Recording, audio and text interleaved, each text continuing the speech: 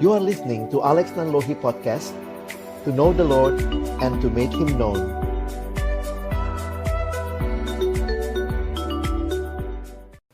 Mari teman-teman, sebelum kita membaca, merenungkan firman Tuhan, kita berdoa. Sungguh Tuhan, benar pujian yang kami naikkan. Sungguh indah pengorbanan-Mu bagi kami, tak terselami oleh kami. Dan semua itu dimulai dengan Engkau datang ke dalam dunia ini. Peristiwa Natal menjadi awal dari apa yang bisa kami mengerti tentang kasih-Mu yang menyentuh hidup kami. Tuhan, sekali lagi kami bersyukur karena pengorbanan-Mu bagi kami yang menyelamatkan kami. Saat ini kami bersama-sama bersyukur boleh merayakan Natal sekali lagi di tengah-tengah situasi yang tidak lazim bagi kami. Tapi situasi yang kami percaya bahwa Tuhan hadir dan tidak meninggalkan kami. Sebentar kami akan membuka firman-Mu, kami mohon bukalah juga hati kami. Jadikanlah hati kami seperti tanah yang baik, supaya ketika benih firman Tuhan ditaburkan, itu boleh sungguh-sungguh berakar, bertumbuh, berbuah nyata di dalam hidup kami. Berkati hamba-Mu yang menyampaikan, setiap kami yang mendengar, Tuhan tolonglah kami semua, agar kami bukan hanya jadi pendengar-pendengar firman yang setia, tapi mampukan dengan kuasa pertolongan dari Roh-Mu yang kudus, kami dimampukan menjadi pelaku-pelaku firman-Mu di dalam hidup kami, di dalam masa muda kami. Bersabdalah ya Tuhan, kami umat-Mu sedia mendengarnya, dalam satu nama yang kudus, nama yang berkuasa, nama Tuhan kami Yesus Kristus. Kami menyerahkan pemberitaan firman-Mu. Amin. Shalom teman-teman sekalian. Selamat malam, selamat Natal. Sebenarnya bicara Natal ini satu hal yang terus-menerus harusnya menyemangati dan mewarnai hidup kita ya. Melihat kepada apa yang Tuhan sudah lakukan bagi kita. Dalam peringatan Natal tahun ini, saya pikir kesempatan sama-sama beribadah melalui online seperti ini juga memberikan satu kesan yang mendalam tentunya bagi kita, sehingga nanti satu waktu kita sudah bisa kembali offline, ya ada kenangan ya bagaimana pengalaman merayakan secara online seperti ini juga Tuhan berikan kepada kita. Nah teman-teman, tema yang hari ini diberikan kepada kita adalah touchable ya. Sudah banyak dibicarakan tadi betapa sulitnya dalam situasi seperti ini. Kita harus menjaga jarak, kita harus tidak bertemu. Lalu bagaimana kita bisa tetap punya relasi? Nah itu saya pikir pertanyaan yang penting untuk kita sama-sama pikirkan dan kita wujud nyatakan. Tentu panitia juga sudah berusaha memberikan kepada teman-teman juga kesempatan untuk melakukan sesuatu supaya tetap terkoneksi satu sama lain. Dan kiranya ini jadi kesempatan yang kita bukan hanya maknai karena lagi ada challenge begitu ya. Sometimes kalau ada challenge rasanya orang berlomba-lomba, tapi mungkin karena pengen hadiah ya. We need more than just challenge. We need a real life situation yang sama-sama kita perjuangkan ya.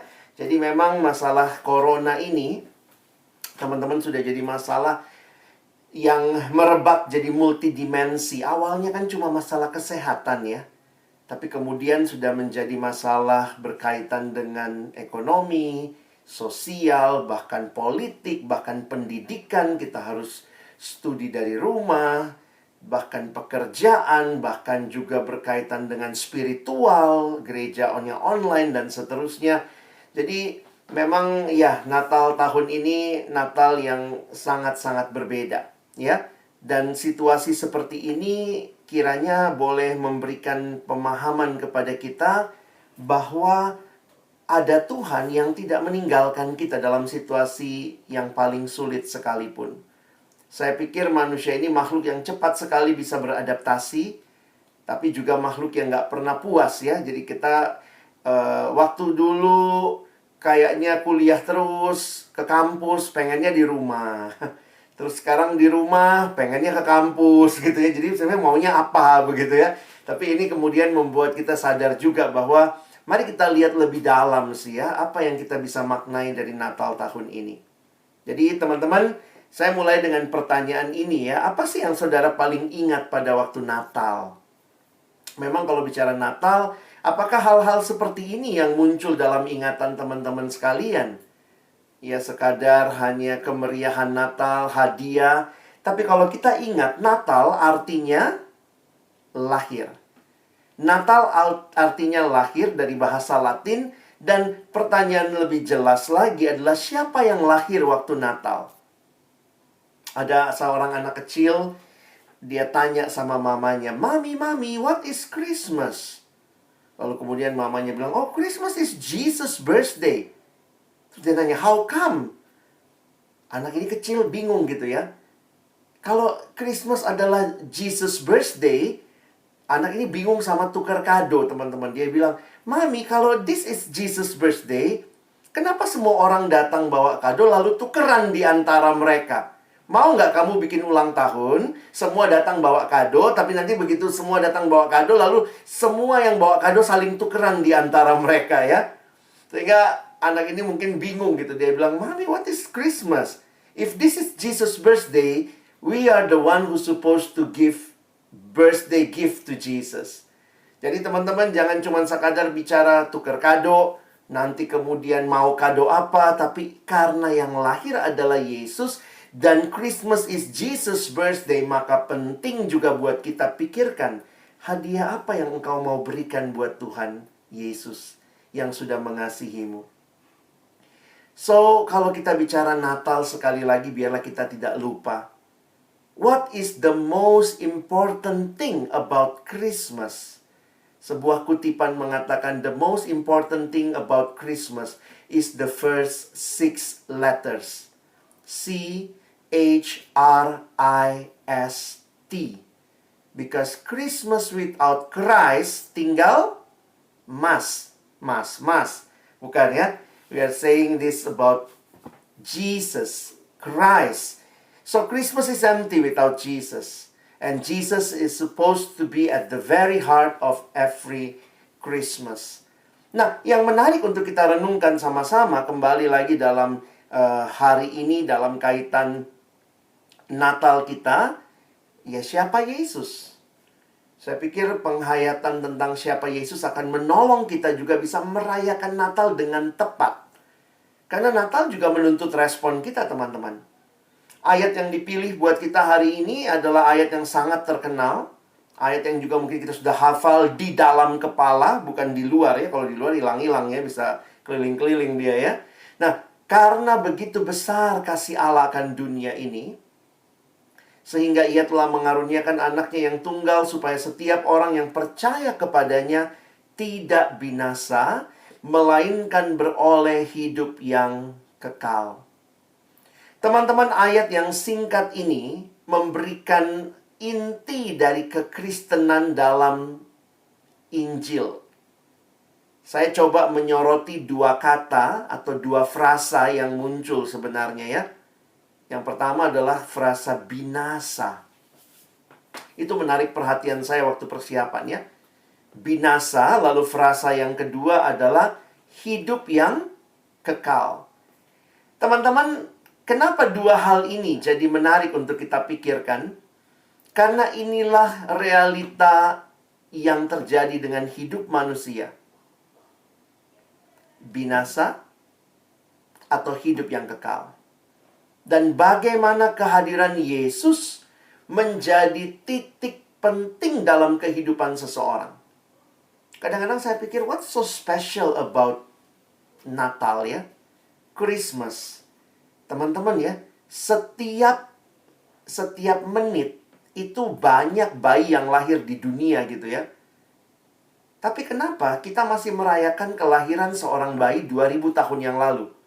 Emangnya cuma Yesus satu-satunya bayi yang lahir 2000 tahun yang lalu? Tetapi kenapa itu begitu penting? Siapa Yesus ini? Yang kelahirannya bahkan membelah dunia menjadi dua bagian besar, yang disebut dengan sebelum Masehi. Bahasa Inggris menggunakan istilah BC, before Christ. Beberapa orang nggak mau ngomong Christ-nya, dia ganti BC, before century. Tapi tetap aja, dari mana patokannya? Kelahiran Yesus. Dan kemudian AD, ya, atau Masehinya. AD atau dalam bahasa Latin, Anno Domini. Anno berarti tahun, dari kata anno jadi annual. Lalu kemudian Domini adalah Tuan. Jadi Anno Domini adalah tahun Tuhan kita. The year of our Lord. Jadi kenapa ya sejarah pun bahkan melihat Yesus sebagai tokoh sentral yang kelahirannya membelah dunia menjadi dua bagian besar. So, who is Jesus? Saya harap dia bukan hanya tokoh dunia, tokoh sejarah. Tapi siapa dia untuk dirimu secara pribadi? Injil Yohanes pasal 3 ayat 16 memberikan satu pilihan yang bagi saya luar biasa. Karena kehadiran Yesus dikaitkan dengan binasa atau hidup kekal. Wow. Binasa atau hidup kekal. Yesus tidak hanya datang membuat yang bodoh jadi lebih pintar, ya. Yesus tidak hanya datang bikin yang miskin jadi kaya. Saya kadang-kadang mikir kalau cuman yang begituan mah gak usah Yesus yang datang. Suruh aja rentenir datang bisa bikin yang miskin jadi lebih kaya. Kalau cuma masalah yang bodoh jadi lebih pintar, ya gak usah Yesus yang datang. Kirim aja dosen agung.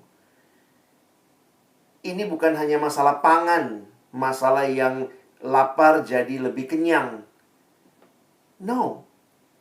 Kelahiran Yesus, pribadi Yesus, membawa yang binasa jadi hidup kekal.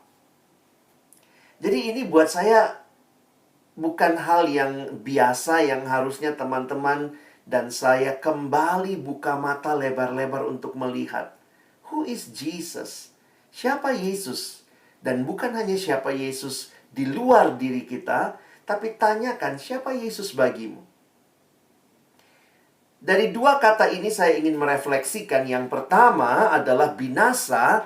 Saya mengkaitkan dengan betapa mengerikannya dosa. Karena inilah akibat akhir dari dosa yang begitu mengerikan ini. Saya pikir kalau kita bicara pandemi, the real pandemic is sin. Karena dosa itu melanda seluruh manusia tanpa kecuali. Kalau virus corona, ada yang kena, ada yang tidak. Tapi yang namanya dosa, semuanya kena. The real pandemic is sin. Sejak di Taman Eden diberitahukan kepada kita ketika Allah menciptakan manusia begitu indah. Tapi kemudian manusia jatuh dalam dosa. Dan dosa itu fokusnya apa, teman-teman? Fokusnya aku. Sebenarnya Tuhan menciptakan kita untuk berfokus kepada Dia. Harusnya hidup kita yang paling pas adalah fokus kepada Tuhan. Kita tidak bisa mengandalkan diri kita. Tapi di dalam dosa manusia berontak dan berkata, saya tidak butuh Tuhan. Saya bisa atur diri saya sendiri. Sehingga, how do you spell sin? Sin is S-I-N.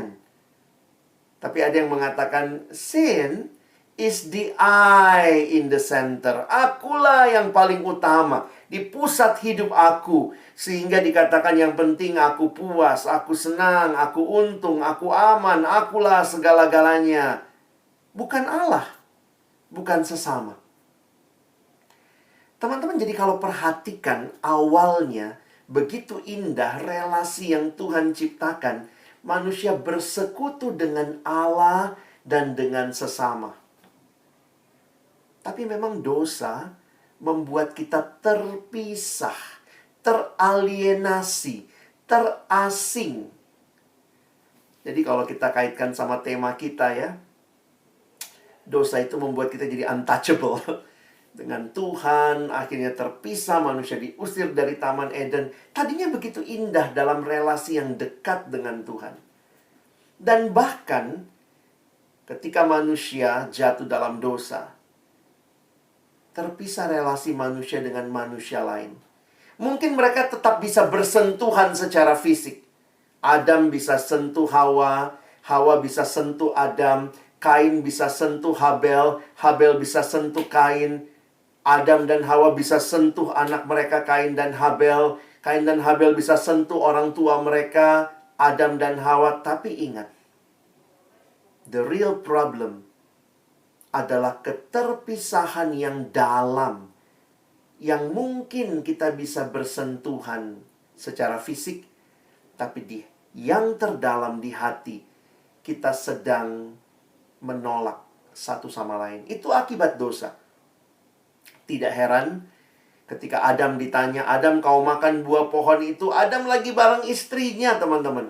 Adam bilangnya apa? Nih perempuan yang kau tempatkan di sisiku, dia yang kasih aku makan Tuhan. Manusia dekat tapi saling menyalahkan. Bahkan Kejadian 4 mencatat seorang koko, seorang abang tega bunuh adiknya sendiri. Dekat, tapi bukan lagi dekat untuk merangkul dan mengasihi dan memulihkan, tapi dekat untuk membunuh, membinasakan. Yang penting aku, dan aku. Ngeri teman-teman ya. Ini bukan sekedar masalah touch, untouch, retouch gitu ya. Tapi ini masalah dosa membuat kita terpisah satu sama lain. Dalam sebuah buku yang saya baca, dia menuliskan dosa menyusup pelan-pelan. Kita berontak kepada Allah secara sadar dan perlahan. Terjadinya memang pelan-pelan, sehingga seringkali kita tidak mengenali dampaknya yang menghancurkan. Sehingga perhatikan apa yang terjadi. Dosa efeknya juga kepada diri sendiri teman-teman ya. Kehilangan rasa hormat terhadap diri sendiri, kehilangan kemampuan untuk berpikir sehat. Memang dalam dosa tuh orang susah mikir sehat ya. Kadang-kadang gimana? Siapa yang nggak tahu sih ngerokok itu merusak kesehatan? Udah jelas di samping bungkus rokoknya pun tertulis. Tapi ya dalam dosa, bodoh amat. Kayak akal sehat nggak dipakai. Kadang-kadang saya mikir jadi Tuhan juga ribet ya. Bayangkan manusia suka doa, Tuhan kasih saya kesehatan, tapi rokoknya jalan terus. Ini gimana minta begitu ya sama Tuhan ya? Tuhan kasih saya hidup kudus, pornografinya nambah, koleksinya download lagi. Kita bicara Tuhan kasih saya ke nilai yang baik, tapi nggak mau belajar, pengennya empang ya. Enak dan gampang. Ada yang pernah anak siswa, saya sering melayani siswa, dia nanya, Kak Alex gimana caranya? Dia belajar pakai prinsip ekonomi teman-teman. Bagaimana belajar sesedikit-sedikitnya nilai setinggi-tingginya. Ini gimana caranya? Inilah manusia di dalam dosa. Kehilangan rasa hormat terhadap diri, kehilangan kemampuan untuk berpikir sehat, kehilangan kemampuan untuk berkata jujur, kehilangan kemampuan untuk memberi, kehilangan kemampuan untuk mengasihi, dan kehilangan kemampuan untuk hidup kudus. Teman-teman, dosa itu relasional. Kenapa? Karena kita makhluk relasional. Tuhan ciptakan kita dalam relasi dengan Allah, dengan sesama, dengan diri kita, dengan alam di mana kita hidup. Makanya begitu jatuh dalam dosa, hilang juga relasi dengan Allah, manusia terasing, terpisah, relasi dengan sesama terpisah, dengan diri sendiri yang harusnya kita bersyukur untuk diri kita. Manusia berkata, kenapa begini diri saya? Manusia tidak puas, tidak menerima diri. Dan bahkan alam yang harusnya dipelihara menjadi alam yang dirusak. Tidak heran Alkitab berkata, Roma 6 ayat 23a, upah dosa ialah maut. Teman-teman jangan berpikir ini cuma hal biasa. Maut dalam bahasa yang Yesus sampaikan di Yohanes 3:16 adalah binasa. Kalau lawannya binasa adalah hidup kekal, maka sebenarnya binasa adalah mati kekal. Oh, dosa bukan perkara biasa, teman-teman. Yesus serius. Allah serius dengan dosa. Bayangkan ya, kalau anaknya dia kirim selesaikan dosa, berarti dosa serius. Karena kalau dosa bisa diselesaikan oleh malaikat, kenapa anaknya yang harus datang? Kalau dosa bisa diselesaikan oleh diri kita manusia, kenapa Yesus harus datang? Jadi teman-teman sekali lagi, ketika kita melihat manusia terpisah, kita tidak bisa lagi berhadapan dengan Allah yang kudus. Upah dosa adalah maut. Maka apa jalan keluarnya? Ketika saya melihat gambar ini pertama kali ya, teman-teman nanti bisa googling. Gambar ini judulnya Peter Drowning. Petrus tenggelam. Oh teman-teman, waktu saya menghayati gambar ini pertama kali, jujur saya terharu, saya meneteskan air mata. Karena ini gambar sebenarnya perspektifnya itu Yesus lagi mengulurkan tangan kepada Petrus yang tenggelam. Jadi ini sebenarnya gambar sudut pandang Petrus. Petrus lagi tenggelam, nah dia lihat ke atas, dia lihat Yesus di atas air sedang mengulurkan tangan kepada dia. Nah kira-kira gambar itu maksudnya ya. Jadi jangan salah lihat. Wih, Yesusnya tenggelam. Enggak, bukan. Petrusnya yang tenggelam. Yesus tuh di atas air, teman-teman ya. Yesus mengulurkan tangan. Sehingga saya menyimpulkan dalam pengajaran kitab suci, memang manusia nggak bisa selamatkan diri sendiri. Kenapa kita butuh juru selamat? Karena kita tidak bisa selamatkan diri kita sendiri. Kalau manusia bisa selamatkan dirinya, nggak butuh juru selamat. Dosa itu masalah kita. Kita yang melakukan, kita yang memilih, kita yang berontak kepada Allah. Tetapi solusi atas dosa bukan dari kita. Solusinya dari mana? Ya dari Allah. Jesus Christ, the God solution for our sins. Sehingga waktu kita mencari jawaban untuk kehidupan ini, searching for the answer to life, ya Jesus. You have found Him. Kadang saya lihat begini, ini cari di mana ini keyboard S-nya 2 begini ya. Demi kepentingan ilustrasi teman-teman. Dengan demikian kita diingatkan bahwa di dalam dosa ujungnya cuma maut. Karena manusia tidak bisa menyelesaikan masalah dosanya sendiri. Tapi puji Tuhan. Tuhan mengasihi kita. Tuhan tahu bahwa rencananya indah bukan untuk terpisah dengan kita. Tapi untuk boleh bersekutu dengan kita. Sehingga kata kedua atau frasa kedua adalah hidup yang kekal. Saya tuliskan betapa mengagumkan kasih Allah. Karena begitu besar kasih Allah akan dunia ini sehingga Ia telah mengaruniakan anaknya yang tunggal. Supaya kita tidak binasa tapi beroleh hidup yang kekal. How great is God's love for us. Bukti kasih Allah adalah Allah memberikan anaknya yang tunggal. Dan perhatikan tujuannya sangat jelas. Di dalam Matius 1 ayat 21 ketika Yesus datang ke dalam dunia, berita malaikat kepada Yusuf waktu Yusuf berniat menceraikan Maria diam-diam. Lihat kalimat malaikat. Malaikat katakan, iya Maria akan melahirkan anak laki-laki. Dan engkau Yusuf akan menamakan dia Yesus. Karena dialah yang akan menyelamatkan umatnya dari dosa mereka. Teman-teman puji Tuhan. Dosa bagian kita. Dosa is the real pandemic. Dan Yesuslah, kalau pakai bahasa sekarang ya, Yesuslah vaksinnya. Karena hanya dialah yang bisa menyelamatkan umatnya dari dosa mereka. Puji Tuhan. Tuhan berikan jalan keselamatan buat kita. Tuhan mau kembali bersekutu dengan kita, teman-teman. Dan ini terjadi dimulai dari Natal. Saya pikir jangan meromantiskan Natal ya. Seolah-olah Natal lah segalanya. Enggak juga ya. Kalau Yesus cuma lahir tapi dia enggak ke kayu salib juga apa gunanya. Sehingga kalau kita merayakan Natal selalu harus ingat dalam terang bahwa yang lahir pada waktu Natal dia juga yang menyerahkan dirinya mati di kayu salib dan dia juga bangkit. Dia naik ke surga. Kita harus melihat Yesus secara utuh. Ketika saya dapat gambar ini pertama kali, ini siluetnya hidup Yesus. Iya ya, dia melewati semua tahap ini. Tapi kemudian teman-teman kalau kita perhatikan di mana Yesus berkata sudah selesai. Di mana? Di kayu salib. Yesus tidak hanya datang untuk lahir. Kalau dia hanya datang untuk lahir, dia akan bicara sudah selesai di mana? Di palungan. Kalau misalnya Yesus datang buat lahir, nanti terus dari palungan dia ngomong gitu ya. Udah selesai. Saya pikir kalau kayak begitu, lari kali gembala-gembala ya. Ada bayi kecil ngomong udah selesai. Tapi bukan demikian. Yesus menyelesaikan apa yang menjadi tugas yang dia terima dari Bapa di kayu salib. Di situ dia berkata, sudah selesai. Yang berarti hutang dosamu dan hutang dosaku dia selesaikan. Lunas dibayar.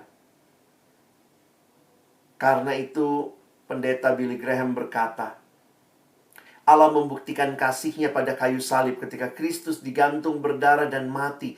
Itulah saatnya Allah berkata kepada dunia, I love you. Aku mencintaimu. Dengan pengorbanannya di kayu salib, apa yang Tuhan mau katakan? I love you.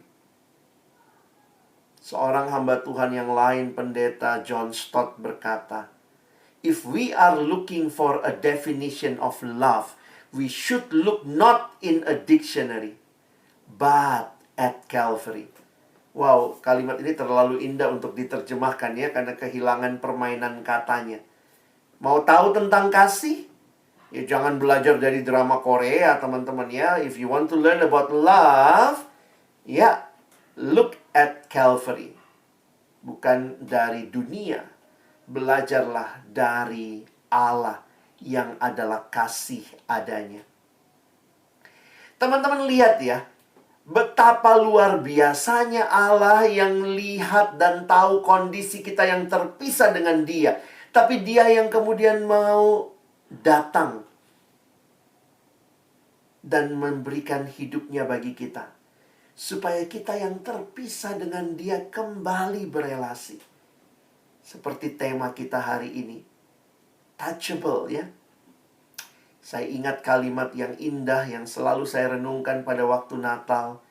Kalau bicara dosa, betapa mengerikannya, maka puji Tuhan, Allah kita bukan Allah yang ketika lihat manusia jatuh dalam dosa. Allah kita adalah Allah yang angkat tangan. Aduh bowat nih, nggak tahu nih manusia bisa apa lagi nih. Allah kita bukan Allah yang angkat tangan. Dia bukan Allah yang cuci tangan melihat dosa manusia. Dia bukan Allah yang lepas tangan waktu lihat pergumulan dosa manusia.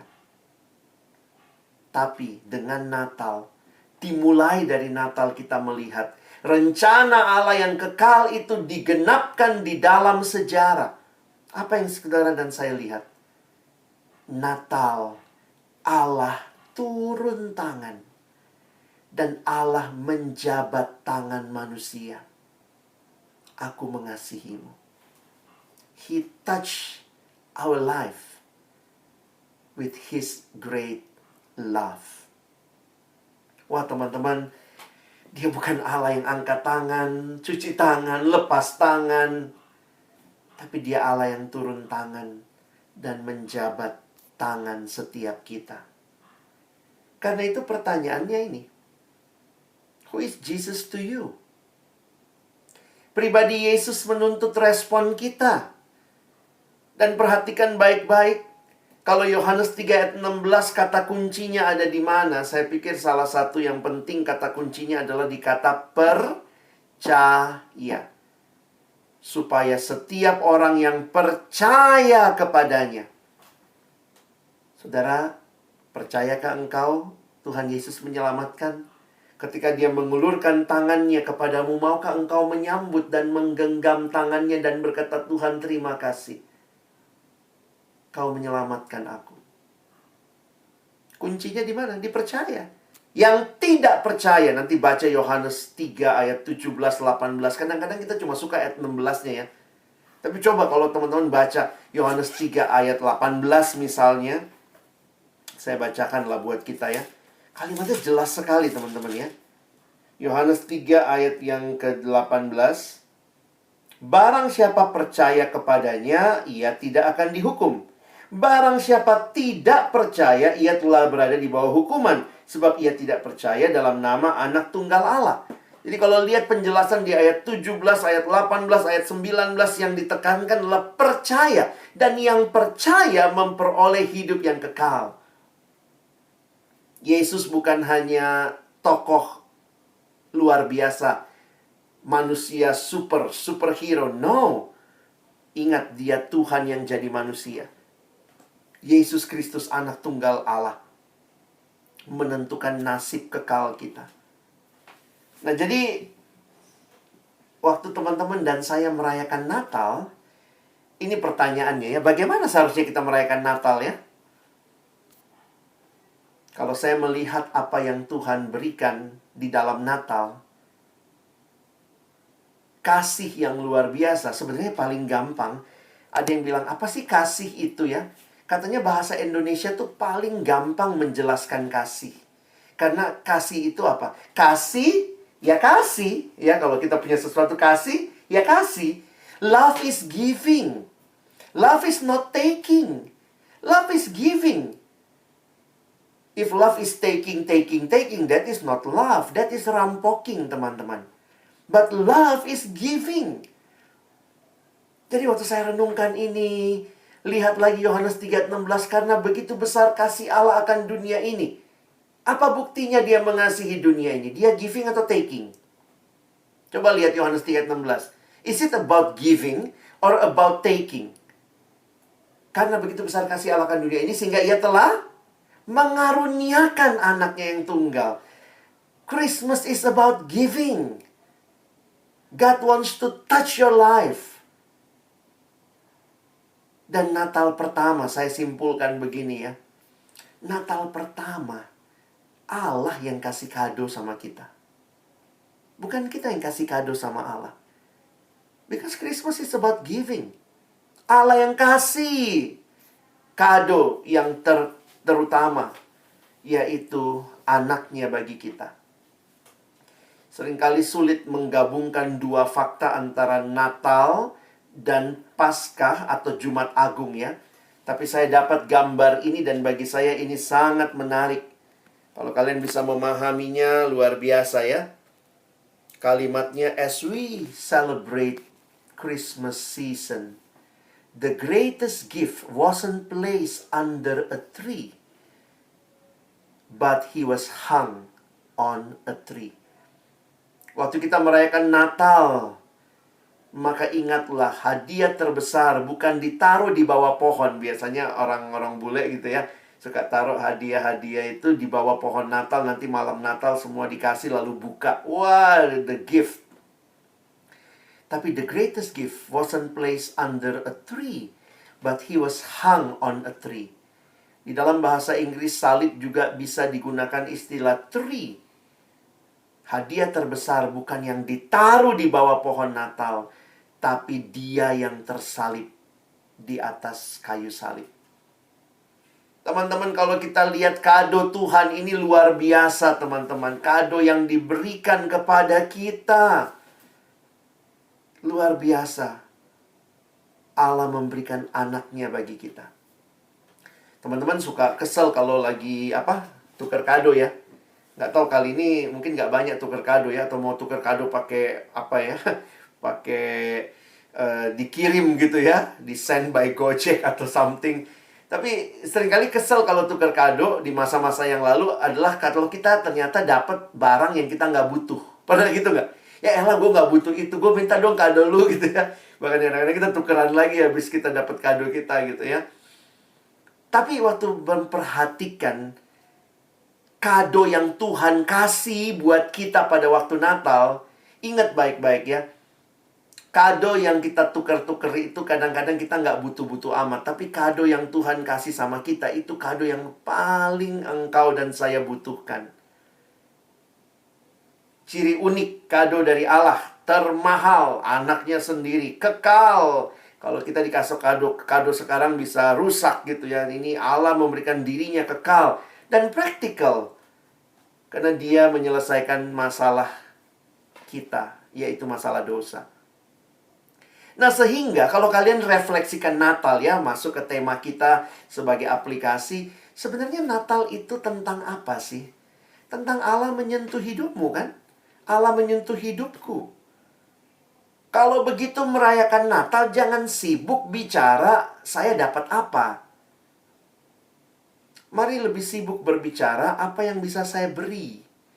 Christmas is not about taking. Kadang-kadang kita gitu ya, waktu Natal mau pakai baju mana? Mau pakai baju apa? Itu tahun ini juga bingung mau pakai baju apa ya, paling nge-zoom bentar bawahnya celana pendek ya. Eh, apa yang mau kita dapatkan? Kadang-kadang itu jadi semangat. Banyak orang merayakan Natal semangatnya ngerampok. Apalagi yang belum dapat? Apalagi? Kalau datang Natal zaman dulu lihat apa souvenirnya, dapat apa souvenir? Ya ampun, masa cuma notebook gitu ya dan seterusnya. Semangat Natal adalah semangat memberi yang terbaik. Pertama-tama kepada Allah yang sudah memberikan segalanya buat kita. Kalau engkau dan saya terima kado dari Allah, maka di Natal tahun ini pikirkan kado apa yang kau mau berikan kepada Allah. Apakah kau berkata, Tuhan, tahun ini saya akan tinggalkan pornografi. That is my gift to you. Because you already gave everything for me. Saya akan tinggalkan sakit hati. Saya akan belajar mengampuni. Saya akan hidup dalam ketaatan. Saya akan lebih rajin baca firman. Saya akan lakukan itu sebagai kadoku bagimu ya Tuhan. If God touch your life, you need to live a life that will glorify God, your Lord and Savior. Tapi bukan hanya dengan Tuhan ya, tapi dengan sesama. Perhatikan kalimat ini, Pendeta John Stott mengkaitkan love dengan realita. Sebagaimana ikan dibuat untuk air, umat manusia dibuat untuk kasih, untuk mengasihi Allah dan mengasihi sesama. Teman-teman ingat mengasihi sesama. Tuhan mau kita bukan hanya berhenti menikmati jamahannya waktu Tuhan sentuh hidupmu. Pertanyaannya, maukah kita juga mengasihi sesama sebagai wujud kita mengasihi Allah? 1 Yohanes 4 ayat 11 dan 12 berkata, kalau kita mengasihi Allah, buktinya kita pun akan mengasihi sesama kita. Kita paling hafal ayat apa di Alkitab? Mungkin ayat tema Natal kita ya. Yohanes 3 ayat 16. Itu ayat yang paling banyak orang hafal. Yohanes 3 ayat 16. Ditanya di mana-mana. Itu bisa tutup Alkitab, bisa disebutkan. Yohanes 3 ayat 16. Tapi pertanyaan saya, berapa banyak dari kalian yang hafal 1 Yohanes 3 ayat 16? Cuma tambah angka 1 di depannya. This is the verse ya. Demikianlah kita ketahui kasih Kristus, bahwa ia telah menyerahkan nyawanya untuk kita. Jadi kita pun wajib menyerahkan nyawa kita untuk saudara-saudara kita. Teman-teman, let's pause for a moment ya. Mari berhenti sejenak. Saya kaget pertama kali baca dan mengerti ayat ini. Karena lihat logikanya ya. Kalau logika sederhananya kan bisa begini. Kalau Yesus sudah memberikan semuanya buat saya, dan memang yang terbaik itu dalam diri seorang pribadi itu nyawa ya. The best of someone itu nyawa. Kalau Yesus sudah berikan nyawanya buat saya, maka saya pun memberikan nyawa saya buat Yesus. Impas kan kayaknya ya. Dia kasih nyawanya buat saya, sekarang saya kasih nyawa saya buat dia. Tapi ayat ini kalimatnya menarik loh. Karena kita tahu bahwa Yesus telah menyerahkan nyawanya buat kita, maka kita pun wajib menyerahkan nyawa untuk siapa? Untuk saudara-saudara kita, teman-teman. Wih, kaget saya. Coba lihat teman-teman. Lihat muka-muka temanmu di Zoom. Rela nggak kasih nyawa buat dia? Ya elah. Mungkin kalau kita lihat teman kita, oh malah nyawamu yang kuambil gitu ya. Banyak kita nggak siap sebenarnya juga mengasihi sesama. Tapi ayat ini sangat menantang saya. Sampai saya pikir, sebenarnya dari ayat ini nanti kamu bisa datangin Pak Pendetamu. Pak Pendeta, Pak Pendeta kan Yesus sudah kasih nyawa buat Pak Pendeta ya. Sekarang Pak Pendeta kasih nyawanya buat saya dong. Sebenarnya bisa gitu ya. Ya tentu itu ekstrimnya. Tapi perhatikan baik-baik. Untungnya ayat ini nggak berhenti di 16 ya. What is the practical application? Aplikasinya apa? Perhatikan ayat selanjutnya ya. Ayat 17-nya. Barang siapa, tadi 16 ya, dikasih keterangan. Barang siapa mempunyai harta duniawi dan melihat saudaranya menderita kekurangan tapi menutup pintu hatinya terhadap saudaranya itu, bagaimanakah kasih Allah dapat tetap di dalam dirinya? Jadi kayaknya Rasul Yohanes mau mendorong, kalau kamu mengasihi Allah, Allah sudah mengasihi kamu. Kalau kamu sudah disentuh oleh kasih Allah, belajar memberi yang terbaik, yaitu nyawa. Tapi kalau dia butuhnya harta, ya ampun nih orang kasihan nggak makan berapa hari. Apa yang dikasih? Ya bagi hartanya. Bagi, mungkin kamu memberikan apa untuk dia bisa makan. Jadi jangan juga begini, oh dia butuh makan, oh ya ini nyawaku, buat apa gitu ya. Tapi kayak Rasul Yohanes mau bilang begini, the best of you, kamu harus siap sacrifice for others. Tapi lihat juga dia butuh apa. Waktu dia butuh harta, ya kasih harta. Makanya ayat 18 mengatakan, ini kesimpulan yang menarik. Anak-anakku, marilah kita mengasihi bukan dengan perkataan atau dengan lidah, tapi dengan perbuatan dan dalam kebenaran.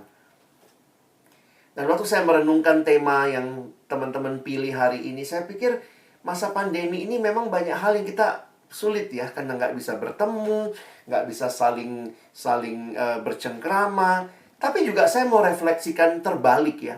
Kadang-kadang kita ketemu juga tapi kita nggak real mengasihi. Itu juga terjadi ya. Jangan-jangan kalau kita ketemu juga, ya tentu pertemuan lebih baik. Saya meyakini tetap pertemuan lebih baik. Karena Tuhan pun merencanakan pertemuan kita bersatu, saling tatap muka. Tapi manusia modern kadang-kadang tatap muka pun sibuk sama HP-nya masing-masing. Sibuk dengan kegiatannya masing-masing. Sehingga akhirnya bagi saya pikir begini. Ini bukan masalah online atau offline semata. Tapi do you have the spirit of giving? To touch others' life because God already touched your life. Kamu punya semangat membagi? Karena Tuhan sudah menyentuh hidupmu?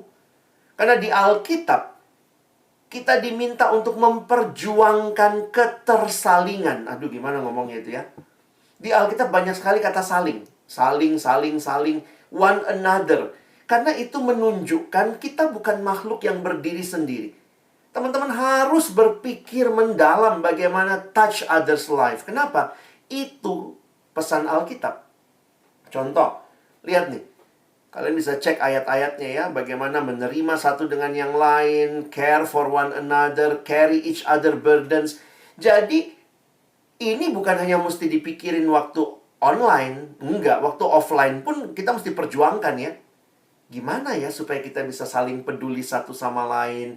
Makanya mungkin kita ciptakan kesempatan sharing. Teman-teman punya challenge jadi menarik juga ya. Saya lihat di IG. Ayo tag temenmu, lalu ada kata-kata di atasnya. Itu kan another way of doing care to others gitu. Gimana saya bisa peduli apa yang saya harapkan. Saya bisa tag teman-teman saya. Saya pikir kita mesti berjuang. Karena memang ini pesan Alkitab buat kita. Mau nanti online, mau offline pun, ayo perjuangkan. Saling mengampuni. Jadi, touch others' life bukan sekadar karena fisik, I can touch you physically. Belajar saling mengampuni, saling membangun, saling memberikan dorongan, saling mengaku dosa, saling melayani, saling mengasihi. Waktu lihat atau dengar teman punya pergumulan, mungkin apa yang bisa kita bantu dalam masa-masa seperti ini? Kurang banyak nih. Kurang nih salingnya ya. Nah ini abang tambahin ya.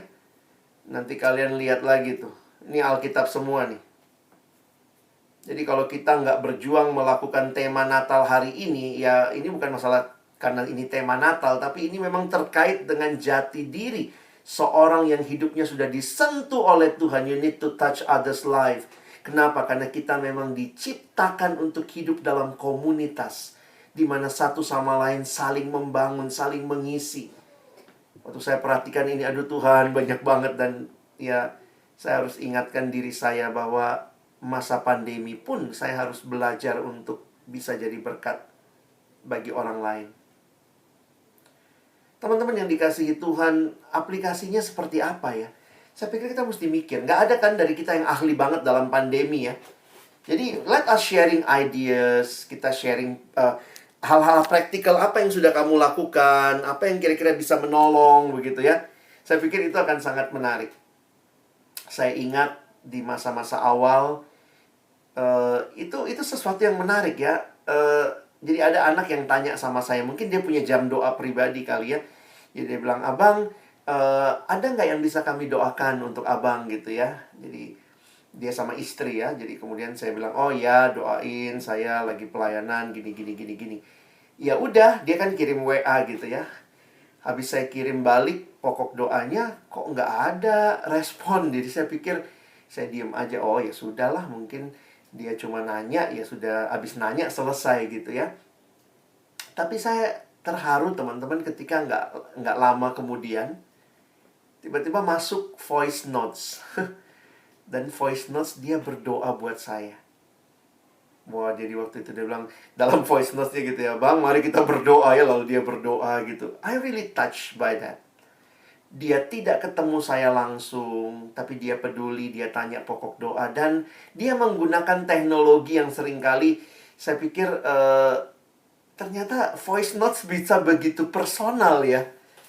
Karena banyak kali kita cuma ngomong gitu, Bang mau didoain apa? Ya, syukur-syukur kamu doain gitu ya. Kadang-kadang kita tanya teman kita, apa yang mau didoain? Syukur-syukur kalau kita inget doain ya. Tapi waktu kita juga bisa memaksimalkan teknologi ya. Awalnya saya berasa awkward, gila nih anak. Kenapa kirim voice notes? Apaan nih? Waktu saya dengar, wah saya yang terharu ya. Saya pikir iya ya, dalam situasi seperti ini kita perlu secara kreatif berpikir bagaimana bisa touch each other's life. Itu pesan Natal buat kita. Sebagaimana kasih Kristus menjamah hatimu, maka kalau engkau telah mengalaminya, maukah engkau juga bagi buat orang lain? Ada mungkin yang sedang depresi saat ini. Setiap orang dalam situasi gini beda-beda ya. Ada yang seneng banget di rumah terus. Ada yang bahkan kayaknya pengennya udah keluar rumah aja gitu ya. Jadi balik lagi nih, bagaimana engkau memaknai touch others life? Bagaimana engkau mungkin mengirim bantuan? Kadang-kadang ada yang juga mungkin melihat ada yang kehilangan pekerjaan. Ini di kalangan alumni banyak gitu ya. Ada yang mulai jualan apa, ada yang hanya dengan memberi, dia membeli. Ya kadang-kadang juga saya pikir ya tidak selamanya kita bisa beli ya. Tapi paling nggak misalnya Bang bantu promosiin. Ya kadang-kadang kita promosiin gitu ya. Saya di IG story kadang-kadang pikir, iya ya nggak ada salahnya ngepost untuk menolong teman-teman yang sedang sulit juga karena berhenti pekerjaan. Mari pikirkan secara kreatif begitu. Kita punya teknologinya, kita punya banyak hal. Tapi yang paling sedih adalah kalau kita punya semuanya, tapi kita nggak punya hati yang benar-benar telah mengalami kasih Allah itu. Tapi kalau kita sudah alami kasih Allah menggerakkan kita. Bukan untuk ngambil, tapi Natal semangatnya memberi. Maka Tuhan menantang kita. Apa yang kau mau berikan? Kepadaku, kepada sesama dalam situasi ini. Saya tutup dengan sebuah pertanyaan yang pernah ditanyakan kepada Santo Agustinus. Ini Santo Agustinus, seorang bapak gereja abad ke-5. Satu waktu ditanyakan kepada dia, bagaimana bentuk dan rupa kasih itu? Lalu Agustinus menjawab, kasih memiliki tangan untuk menolong orang lain. Kasih memiliki kaki untuk menghampiri mereka yang miskin. Kasih memiliki mata untuk melihat kebutuhan-kebutuhan orang lain. Kasih memiliki telinga untuk mendengar rintihan mereka yang menderita. Demikianlah rupa kasih. Kasih bukan sesuatu yang abstrak. Love is a verb. Kasih adalah kata kerja ya. Sehingga waktu saya menghayati ini, saya jadi sadar. Mungkin orang itu butuh uluran tangan saya. Mungkin orang itu perlu kaki saya yang melangkah menghampiri dia. Atau mungkin kadang-kadang orang cuma butuh telinga kita ya. Dengan kamu memberi telinga, dengar sharingnya, you already touch their life. Waktu kamu doakan dengan doa-doa yang singkat, you touch their life. Maukah engkau merayakan Natal tahun ini? Jadikan Natalmu Natal yang bermakna bukan karena sesuatu yang kamu dapat. Tapi Natal bermakna karena engkau telah menerima dari Allah. Itu sebenarnya hadiah terbesar yang kamu kembali berikan. Belajar untuk berbagi. Menyentuh hidup orang-orang di sekitarmu. Teman-teman di persekutuan, teman-teman di kampus, mereka yang sudah kenal Tuhan makin bertumbuh. Mereka yang belum kenal Tuhan akhirnya juga bisa kenal bahwa ada pribadi yang sangat mengasihi mereka. Selamat Natal teman-temanku sekalian. Tuhan menolong kita mengaplikasikan bukan cuma jadi pendengar firman, tapi jadi pelaku firman. Amin. Mari kita berdoa. Tuhan, terima kasih banyak buat firman-Mu. Tolong kami sekali lagi. Bukan cuma jadi pendengar firman yang setia, tapi mampukan dengan kuasa pertolongan dari Roh-Mu yang kudus, kami dimampukan menjadi pelaku-pelaku firman-Mu di dalam hidup kami. Waktu Natal kembali kami rayakan, biarlah kasih yang kami terima dari Tuhan menggerakkan kami juga untuk mengasihi Tuhan dan sesama lebih sungguh. Ini situasi yang sulit, tetapi ketika kami sudah alami kasih dari Tuhan yang begitu menyentuh kami, tidak ada yang terlalu sulit untuk kami pun belajar memikirkan dengan kreatif, dengan antusias bagaimana kami bisa menyentuh hidup saudara-saudara di sekitar kami. Mereka yang sedang mengalami kelelahan, keletihan, kekecewaan, biarlah mereka boleh bertemu dengan Kristus yang mengasihi mereka melalui hidup kami. Terima kasih Tuhan. Berkati acara kami selanjutnya. Terus boleh menikmati sukacita Natal. Dalam nama Yesus kami berdoa. Amin.